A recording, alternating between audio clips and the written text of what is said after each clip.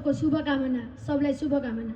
धन्यवाद कार्यक्रम सञ्चालकज्यू, यस कार्यक्रमका सभापतिज्यू, प्रमुख अतिथिज्यू तथा विशिष्ट अतिथिगणहरू, गुरुवर्गहरू र मेरो अगाडि रहनुभएका सबै आमा बुबा दाजुभाइ दिदीबहिनी तथा मेरा प्यारा प्यारा साथीभाइहरू सबैमा म चिल्ड्रेन लाइफमा अध्ययनरत अमूल्य शर्माको तर्फबाट नमस्कार टक्र्याउन चाहन्छु। आज मैले हजुरहरूको सामु एउटा कथा लिएर उपस्थित भइसकेको छु र मेरो कथाको शीर्षक रहेको छ मेरो सपनाको कथा। घना जङ्गलभित्र साथीहरूसँग रमाइलो गर्दै हाँस्दै खेल्दै औसेलु खाँदै हामी भैरम थानको यात्रा गर्दै थियौँ। हेर्दा हेर्दै भैरम थान पुगेको थाहा नै भएन।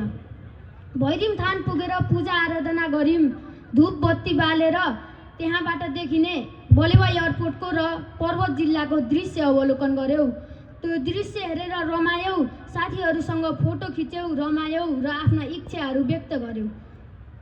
र फेरि हामी नेपालकै एकमात्र शिकार आरक्ष धोरपाटन शिकार आरक्ष पुग्यौँ। धोरपाटन शिकार आरक्षको खुल्ला